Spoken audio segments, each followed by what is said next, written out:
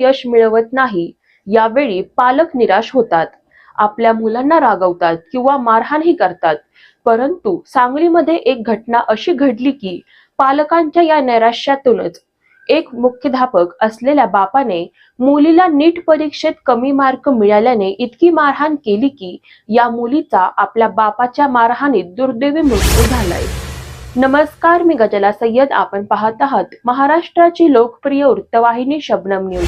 सांगलीतील आटपाडी तालुक्यातील नेलकरंजी येथे ही घटना घडली. साधना भोसले ही 12वी मध्ये शिक्षण घेत होती. डॉक्टर बनण्याचे तिचे स्वप्न होते. तिचा नीटच्या चाचणीत परीक्षेत कमी गुण मिळाले होते. त्यामुळे तिचे वडील मुख्याध्यापक धोंडीराम भोसले हे संतापले. साधना ही आपटपाडीमधील विद्यालयात राहत होती. 2 दिवसांपूर्वी ती घरी नेलकरंजी येथे गेली होती.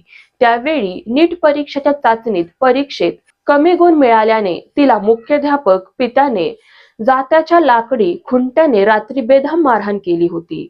त्यामध्ये ती गंभीर जखमी झाली.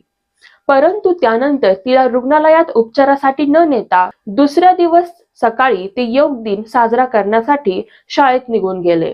साधनाचे वडील घरी आल्यानंतर त्यांना साधना बेशुद्ध अवस्थेत दिसून आली. तिला उपचारासाठी रुग्णालयात दाखल करण्यात आले, परंतु तिचा उपचारापूर्वीच मृत्यू झाला होता. साधना ही हुशार होती. तिला 10वी मध्ये 95% गुण मिळाले होते. डॉक्टर बनण्याचे तिचे स्वप्न होते, परंतु केवळ नीटच्या चाचणीत कमी गुण मिळाले म्हणून मुख्याध्यापक वडिलांकडूनच झालेल्या मारहाणीत तिचा हकनाक बळी गेलाय. या प्रकरणी धोंडीराम भोसले या पित्यास अटक करण्यात आली आहे. परीक्षेत कमी गुण कसे पडले म्हणत धोंडीराम यांनी रागाच्या भरात हा प्रकार केल्याचे समोर आले.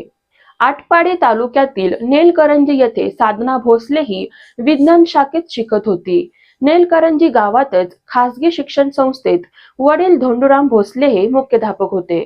12वीच्या चाचणी परीक्षेत साधनाला कमी गुण मिळाले हे कळताच धोंडीराम भोसले प्रचंड संतापले.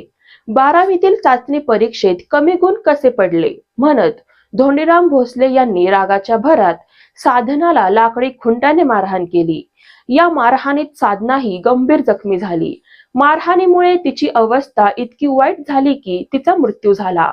शुक्रवारी रात्री 9:30च्या सुमारास हा सगळा प्रकार घडला. याबाबत मुलीची आई प्रीती भोसले यांनी पोलीस ठाण्यात फिर्याद दाखल केल्यानंतर रविवारी वडील धोंडीराम भोसले यांना अटक करण्यात आली आहे. बातमीच्या शेवटी एक महत्त्वाची आठवण. आपण जर आमच्या चॅनलवर नवीन असाल तर आमचे चॅनल लाईक करा, सबस्क्राईब करा आणि अपडेट राहा कधीही कोठेही.